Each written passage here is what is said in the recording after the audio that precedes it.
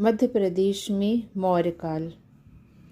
प्राचीन भारतीय इतिहास में मौर्य काल का विशिष्ट महत्व है।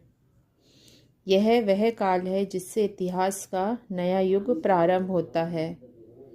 मौर्य शासकों ने एक ऐसी शासन प्रणाली विकसित की थी जिसकी व्यवहारिकता आज भी प्रासंगिक बनी हुई है।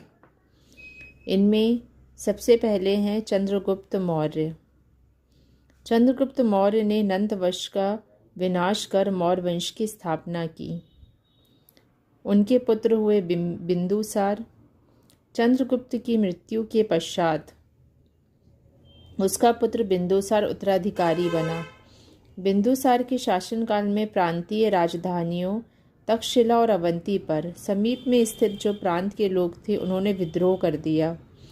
तक्षशिला में प्रांतीय शासक सुशीम था। वह विद्रोह को दबा न सका। तब बिंदुसार ने अशोक को भेजा।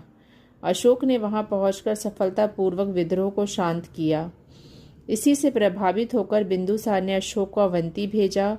उस समय अवंती में विदेशी आक्रमण हो रहे थे, साथ ही स्थानीय विद्रोह की संभावना भी प्रबल हो गई थी।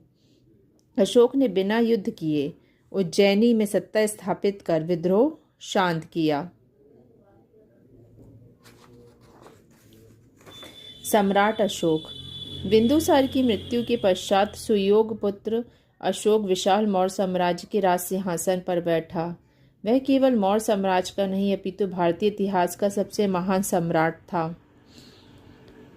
उज्जैनी में अशोक ने प्रांतपति के रूप में 11 वर्ष तक शासन किया। अशोक के अभिलेख कटनी का रूपनाथ, दतिया का गुर्जरा, सीहोर का पानगुड़ारिया है।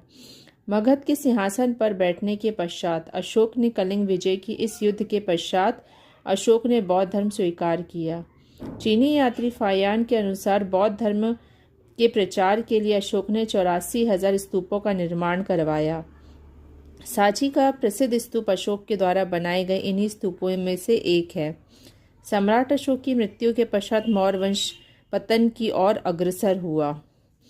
187 ईसा पूर्व में मौर्य वंश के अंतिम शासक बृहदत्त को उसके सेनापति पुष्यमित्र शुंग ने उन्हें सेना निरीक्षण के लिए बुलाया और सेना के सम्मुख ही उसका वध कर दिया तथा सिंहासन पर अधिकार करके शुंग वंश की स्थापना की।